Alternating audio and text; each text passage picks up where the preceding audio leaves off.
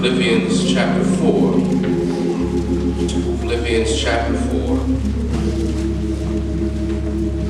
And as you're turning there, we finished a series before Thanksgiving entitled Instruments of Divine Purpose. We had our Thanksgiving service, and for this month of December, with the few Sundays that we have left, I would like us to think on the subject, experiencing the miraculous. In this season of Advent, in this season of Christmas and gift giving and excitement about the coming of Christ and remembering what that has meant to those of us who believe in Jesus, I want us to focus on the theme, experiencing the miraculous. Because I believe that there are many of us in here who are either in need of a miracle or know someone who's in need of a miracle, right? And a miracle is, among other things, nothing more than any event that is deemed awesome or astonishing or extraordinary, because it surpasses our human comprehension and it defies our commonly understood laws of nature. And if you know that God is able and that God has power, then I believe that we can celebrate in advance that God can work any and every situation out, regardless of what it is, if we have faith. And so that's what I want to focus on this month, is experiencing the miraculous. And the first installment of that will come on this morning from Philippians chapter 4, verses 6 and 7. Very familiar passage of Scripture. I'm going to read from the English Standard Version. It says, "Do not be anxious about anything, but in everything, by prayer and supplication, with thanksgiving, let your requests be made known." And before we go further, I like the fact that Paul said requests with an S. He said, let your requests be made known to God. And here it is. Here's the miracle. And the peace of God, which surpasses all understanding, will guard your hearts and your minds in Christ Jesus. Amen. You may be seated. Talk, sir. Let's see. We are going to experience the miraculous in this final month of the year 2017. The first thing I think we have to understand is that we need God's peace. And experiencing God's peace is miraculous. I'm going to say that again. Sometimes we get so caught up in what we think is miraculous that we forget that God does not have to do anything outside of us in order to do something miraculous for us. I said something there and I want you to think about that. God does not have to work outside of us in order to be deemed able to perform miraculous deeds. God can work on the inside of you. Wow. And He can work on the inside of me. And that is miraculous. And so today I want to title this sermon, A Prescription for Peace. Tell somebody, God has your prescription for peace.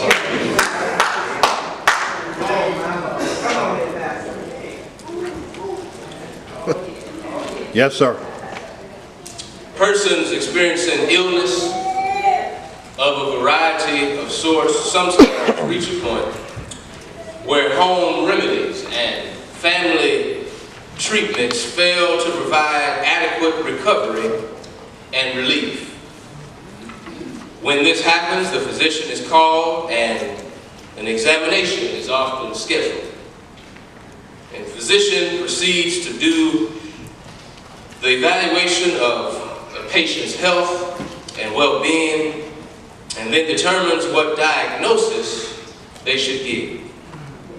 And once the diagnosis or judgment of the condition is rendered, the doctor then provides instructions for the pharmacist to put together what is hopefully an adequate and effective treatment. Well, This set of instructions is commonly known as a prescription, yeah. This set of instructions, which is prepared in advance, the prescription that you and I go pick up, is pivotal because incorrect and insufficient instructions are bound to result in ineffective treatment. And ineffective treatment can lead to a sustained and intensified illness rather than our recovery.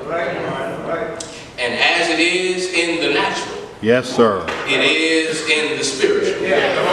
Because some people have been given inadequate and ineffective prescriptions. And this can lead to spiritual maladies of all sorts. Crippling disappointments and being consumed by discouragement and depression. All of this can occur when you've been given the wrong prescription. You see, life has a way of disappointing us, and life, if we're honest, can discourage us, and life, if we're truthful, can even bring us to the brink and point of depression and even despair. Family confusion and conflict can be depressing. Medical and health challenges can be draining. Financial problems and overwhelming difficulties with finances can be depleting. Losing someone we love can be devastating. However, our Christian conviction must always be that God possesses the power to move in our situation, even if we cannot see how. Yeah, that's right. And I just want to park right there for just 60 seconds. That God has power. That he possesses not some power, not most of the power, but God, we have to believe, has all power in his hands. And because he possesses all power, that means he has the power to move on our behalf, even if I don't know how. Even if I can't figure out when. Even if it looks like it's impossible. Thank you, Holy Ghost. That's why the Bible says that nothing shall be impossible. Yes, sir. With the God. Lord. Yeah. Thank you, Holy Ghost. The Bible says that there's nothing too hard for God.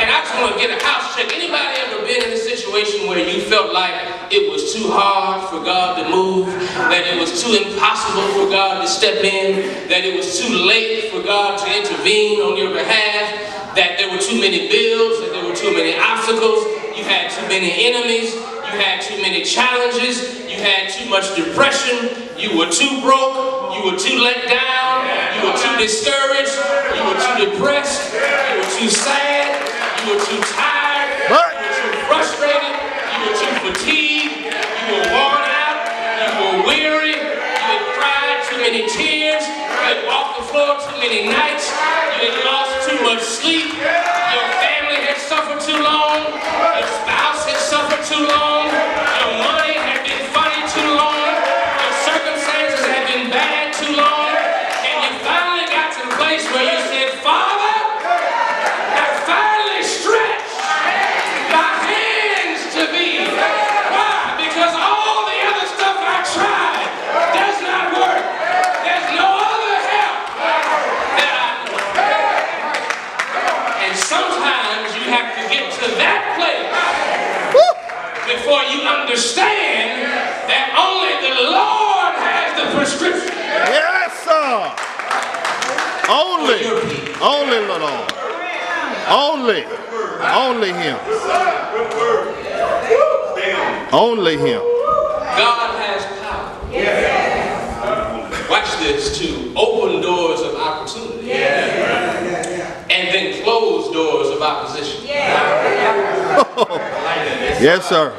I can't stay there long, but what I just said simply means God can open the door for you to walk through and close the door behind you so that folk that don't want you to walk through that door can't get in.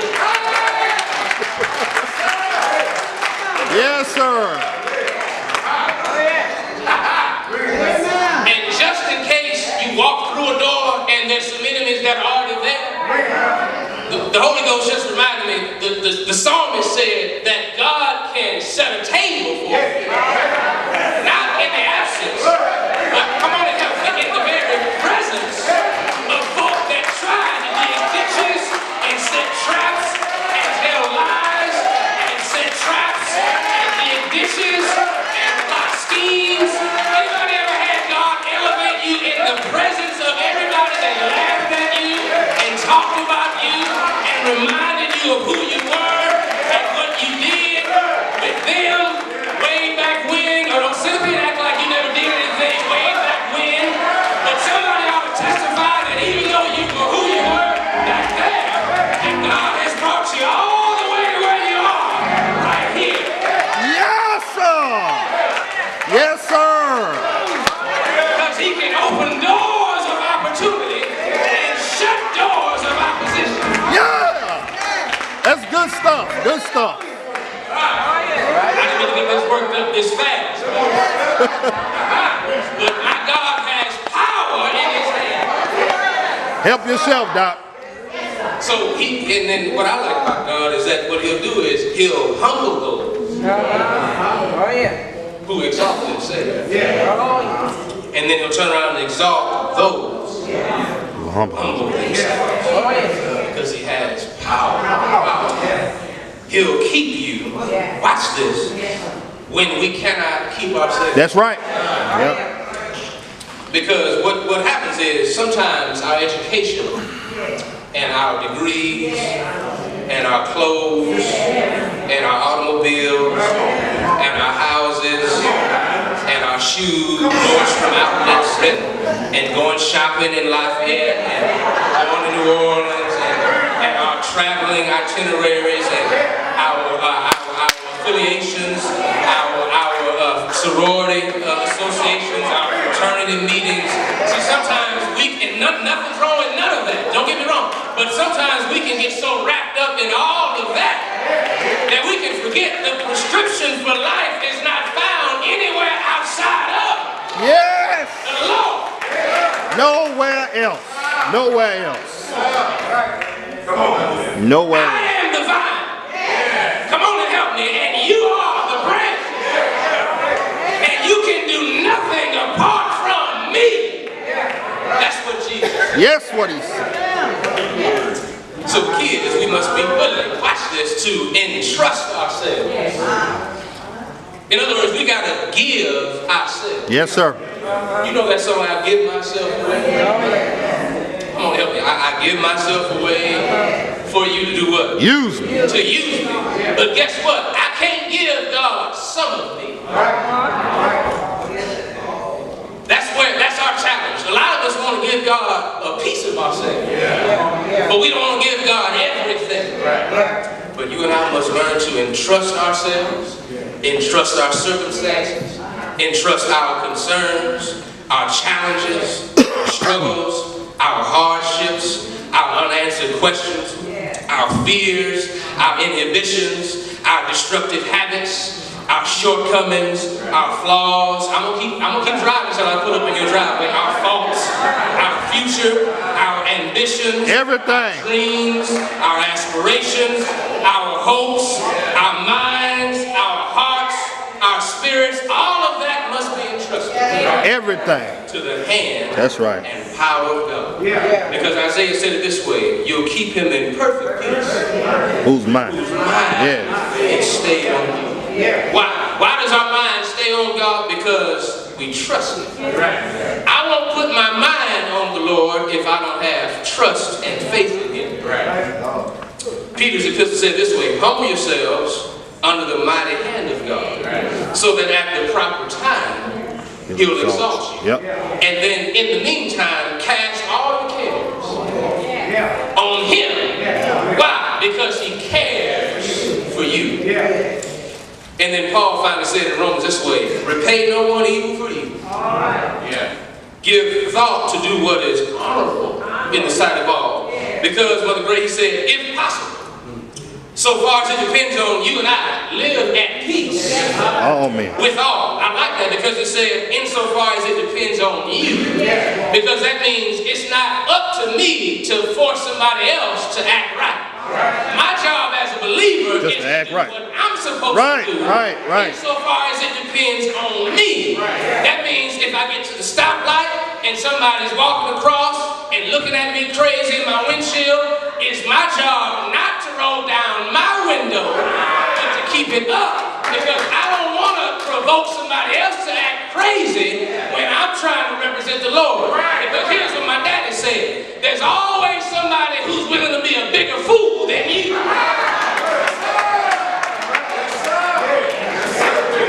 There's always somebody that will go further. Talk. You and I think we're big and bad until we meet somebody who's willing to go further. Yep. So, as we move forward, as physicians and pharmacists, they work and partner to provide what has been prepared in advance. You and I go to the pharmacy, we go to CVS, we go to Walgreens, we go to the store, and there's already something prepared in advance. And as they do that, for the benefit of those in need of physical healing, God must be revered and praised and worshiped and appreciated for his ability, watch this, to arrange and orchestrate in advance on behalf of his people. Anybody here ever watch God do something in advance? You ever watch God prepare something for you before you arrive? That's right. So that by the time you get there, that everything is where it ought to be. It doesn't mean there's not challenges, doesn't mean there's not struggles, but it means that you can handle those challenges and struggles because God's already made arrangements.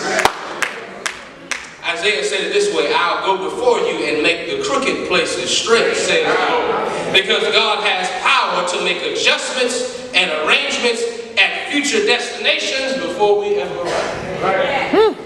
And so, when we are trying to seek and pursue and experience peace, we have to understand that God is the only one that gives us, through his word, a prescription for peace. Yes, sir.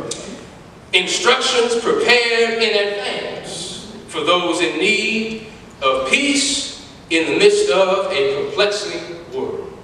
Because this world, church, is full of perplexity, is full of disappointment, is full of confusion, and the only prescription we have for peace is that we go to the Lord in prayer and we seek God's word because he has instructions prepared in advance. Everything I'm dealing with, I have instructions for it in advance.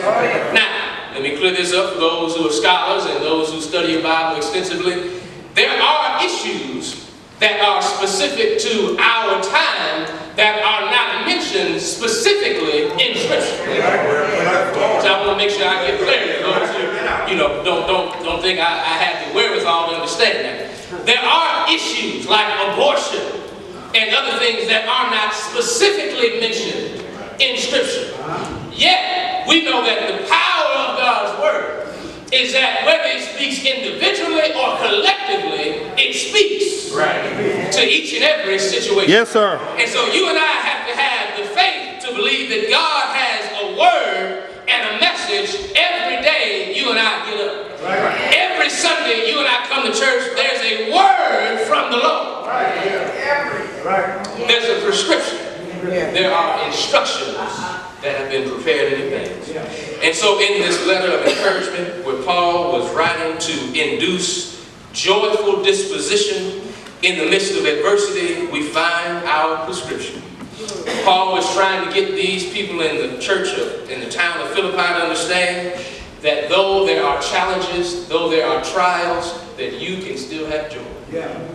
I can't stay there long, but I need somebody to understand. One of the miracles that you and I get to experience is that God can put joy in our hearts, regardless of what's going on. That's right, man. Because joy, you've heard it before, that's a miracle. Is not predicated on what is happening external to me. But joy is dependent upon what's happening inside. So I can smile, like Kirk Franklin said, even if I've had to cry sometimes. Why? Because the joy is my strength. Paul said, rejoice in the Lord always. And again I say, Rejoice. Rejoice. Yep. I like that because he says, I'm going to tell it to you twice. Just in case you forget it, I'm going to say it the second time. Rejoice always.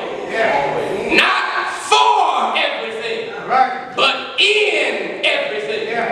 And you've got to be a mature Christian, and I'm trying to move forward, but I got to stick this in. You got to be mature when you can learn how to rejoice in all things, even if you can't rejoice for all things. See, I can't rejoice for everything, but I can give God thanks in everything. Because in everything, He deserves my appreciation. God deserves my praise. God deserves my worship. Why? Because He's already done so much that if He never does anything again, He's worthy not of some of my praise, but of every praise. So, amen. In this 4th chapter, God is a provider.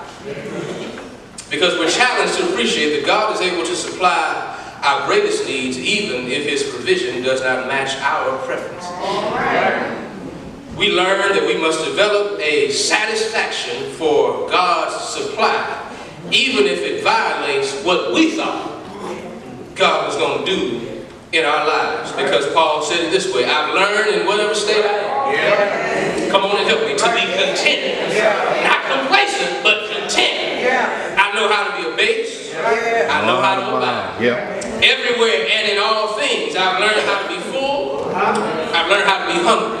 I've learned how to abound. I've learned how to suffer need. And he said, why? Because I've learned I can do all things through Christ who strengthens me. And my God, later on he says, will supply all your needs according to His riches and glory.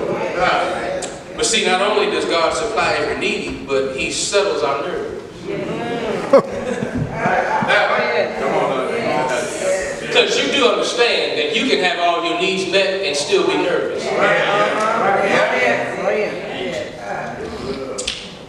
You can have all your material needs met and still be full of anxiety, full of troubling concerns. Because money does not solve every issue. Now it solves a whole lot of them, but it does not solve all of them.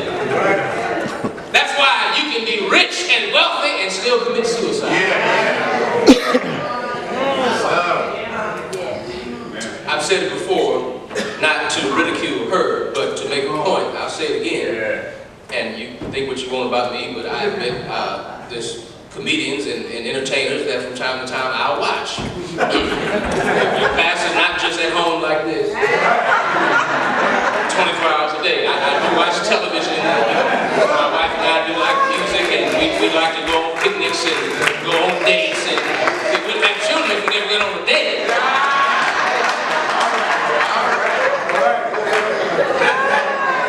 Never watched a movie outside of the 10 Commandments. It's all right to laugh. Go ahead and laugh. But Chris Rock did a shtick one time. He said, he's talking about the difference between being rich and wealthy. And he said, there's such a difference that if Bill Gates, wealthiest man, money, he would jump out of a window. I'm not doing that to ridicule Oprah, right? I'm repeating what he said because his point was there's such a gap between what true wealth is, which lasts for generations, and what being rich is, which can be lost in one generation.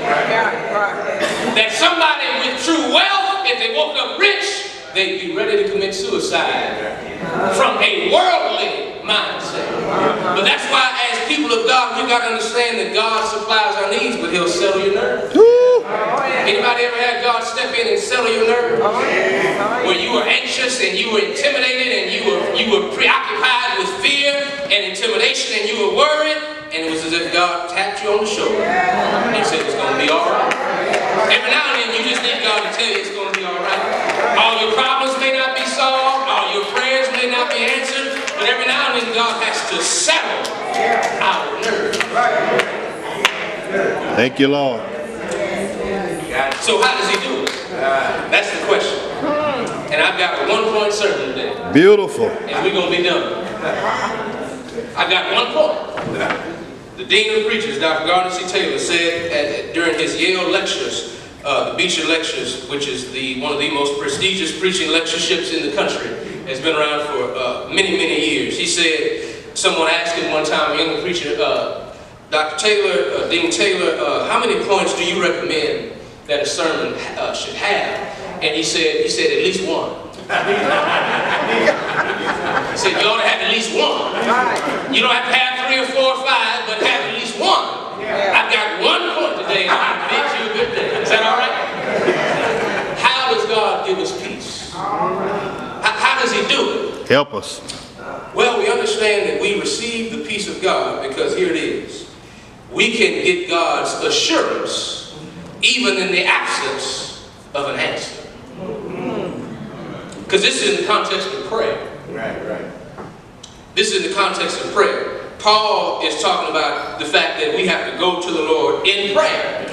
And so in the process of prayer, we receive peace. But the word lets us know that we get the assurance of God in the absence of an answer or an agenda. Yes, sir. Look at the text. Be anxious for nothing, but in everything, by prayer, by supplication, with gratitude. Let me put a pin right there. I can't go to God with an attitude. I've got to go to God with gratitude. Let that marinate for a couple of seconds. Because some of us, if we're honest, I've been guilty. We get to God and we have an entitled attitude. But God does not owe us anything. He obligates himself out of love. So if I go with the right attitude, I go in prayer with supplication, I let all my requests be made known to God. And here it is, another pen, requests, plural. That means get specific with God. See, sometimes we hinder our own prayers, you know why? Because we're general.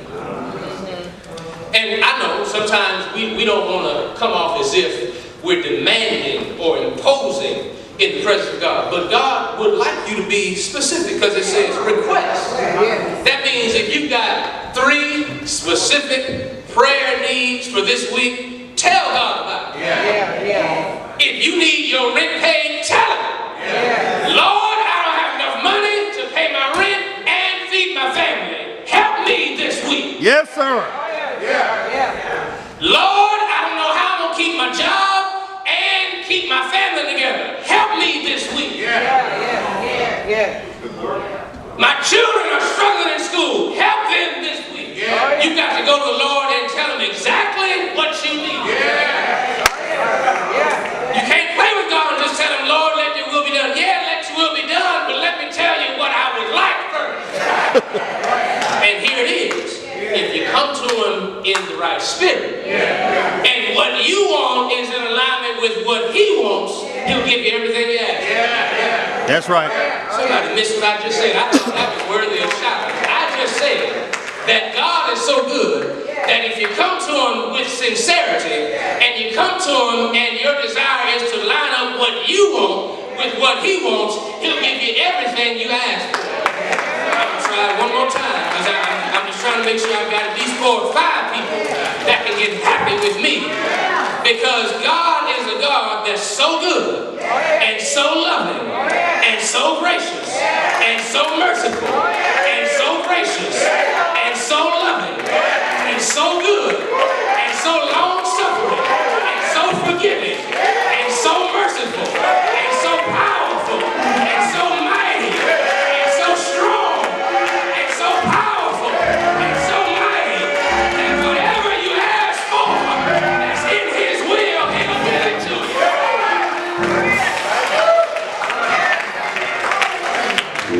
Lord have mercy.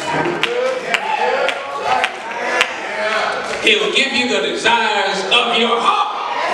But you got to delight yourself in him.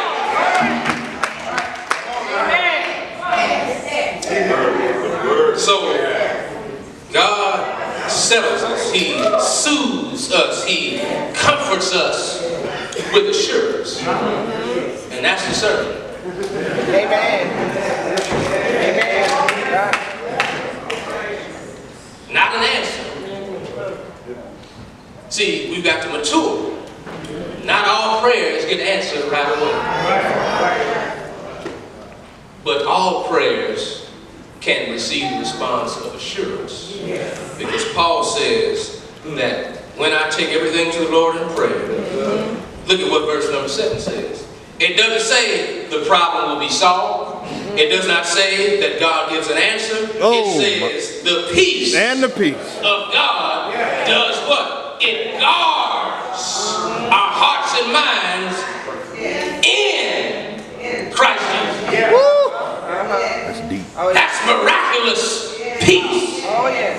That whatever you and I are facing, God may not answer your prayer. In other words, He may not tell you when, where, how, or through whom. But He will assure you by protecting your heart and your mind. Because in my mind, I analyze and I assess. That's right. Yep. And I critique and I evaluate. And if God doesn't give me peace in my mind, I'll go crazy. Come on, no, we always gonna be real here. If you and I don't have the peace of God,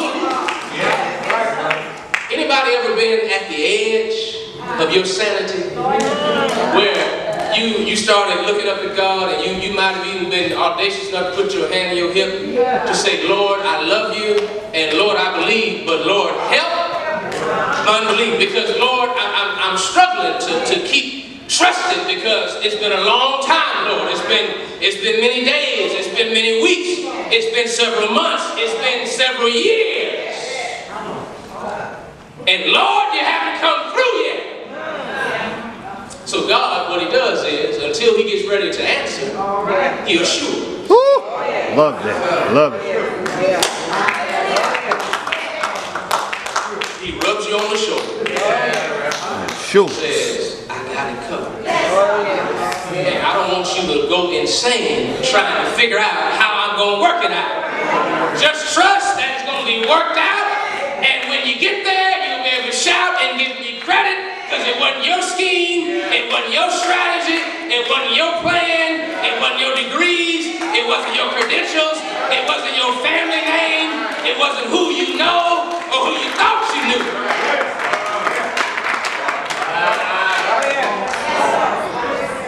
So he guards. He puts a fence around my mind. Yes. Important.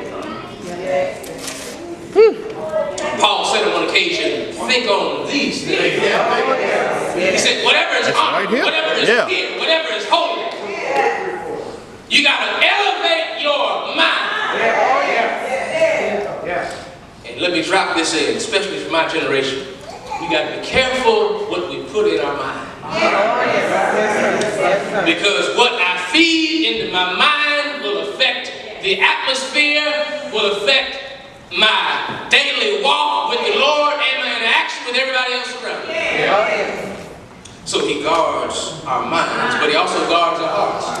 Because with our minds we assess and analyze, but our hearts, that's the seat of our affection. That's the seat of our affection. That means the very core of who I am. My affections, my desires, my urge to go after.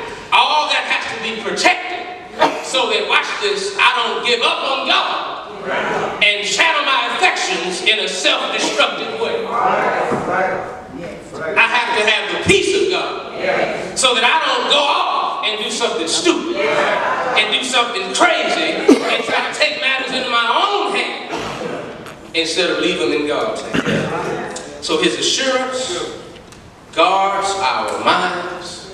It guards our hearts. Because here's the last thing I want to say, and I'm done. I really am.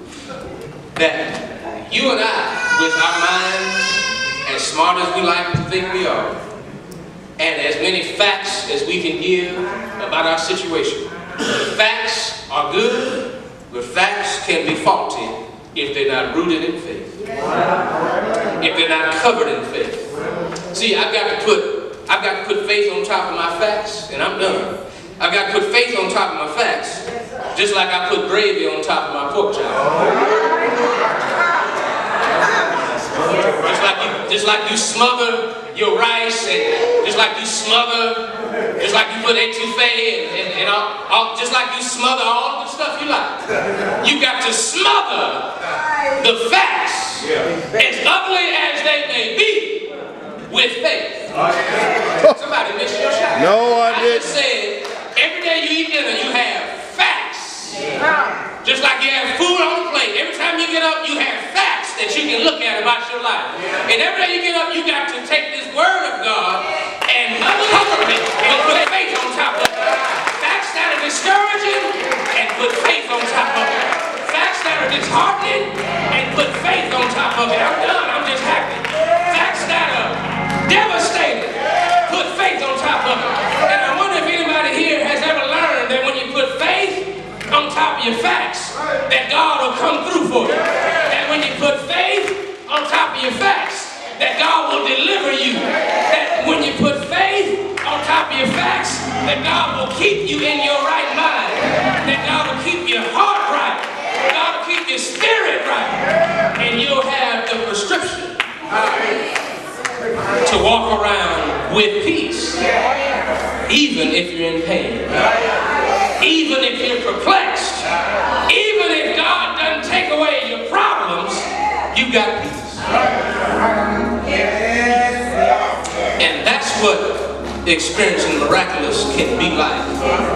That God can work within you. That's all I can say. God cannot do much around us until He does something within us. Because if God changes everything around me but doesn't change me, it's all in vain.